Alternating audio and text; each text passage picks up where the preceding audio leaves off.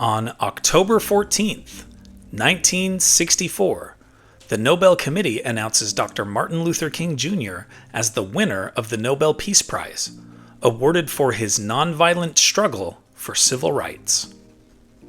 At just 35 years old, the Georgia-born minister became the youngest person ever to earn the world's most prestigious peace honor, although 6 younger individuals have been given the award in the years since.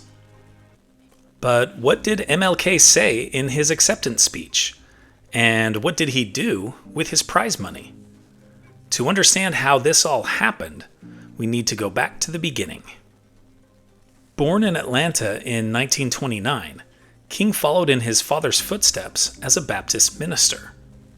He graduated from Morehouse College in Atlanta, earned his theology degree at Crozer Seminary in Upland, Pennsylvania, and then completed his doctorate in systematic theology at Boston University.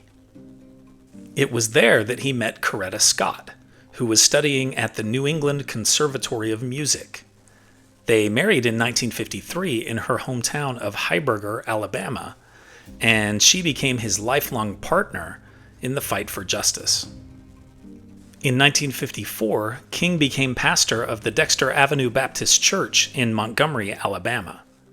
A year later, he helped organize the Montgomery Bus Boycott, a protest that lasted 382 days and led to the U.S. Supreme Court declaring segregation on buses unconstitutional.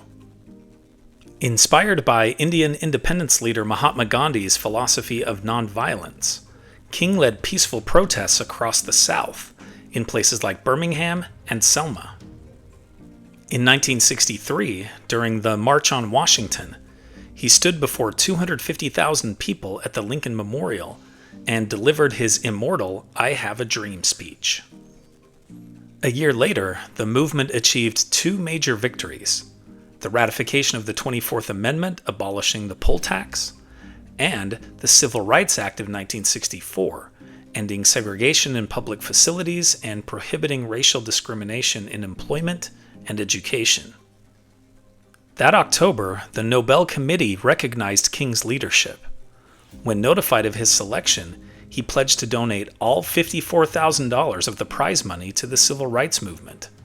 By the way, $54,000 in 1964 would be about $564,000 today. At the ceremony in Oslo on December 10th, Dr. King accepted the award, quote, "on behalf of a movement which is moving with determination and a majestic scorn for risk and danger to establish a reign of freedom and a rule of justice," end quote. He told the world that, quote, "sooner or later all people must discover a way to live together in peace. The foundation of such a method is love," end quote. In the years that followed, King expanded his mission, calling for an end to the Vietnam War and fighting for economic justice for America's poor.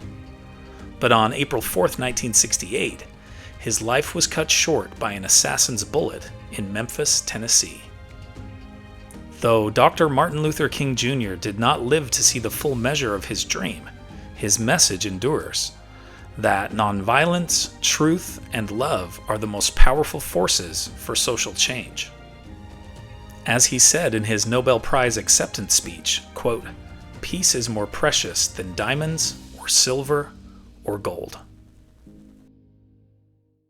Here are other events that happened today in history. In 1066, William the Conqueror defeats England's King Harold II at the Battle of Hastings.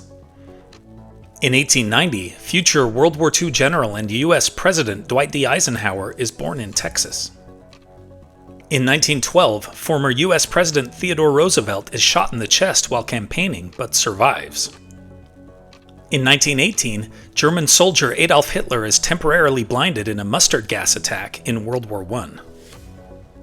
In 1947, U.S. Air Force test pilot Chuck Yeager becomes the first to fly faster than the speed of sound. In 1962, a U-2 spy plane photographed Soviet missiles in Cuba, triggering the Cuban Missile Crisis. In 2003, Cubs fan Steve Bartman prevents Moises Alou from catching a foul ball in an NLCS game.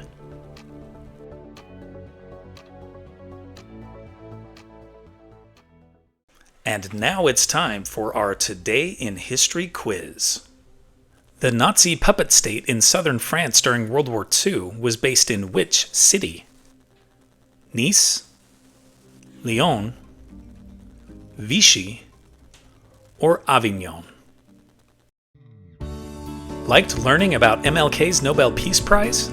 Then you'll love this one about his childhood. Tap the screen to keep the story going on Today in History.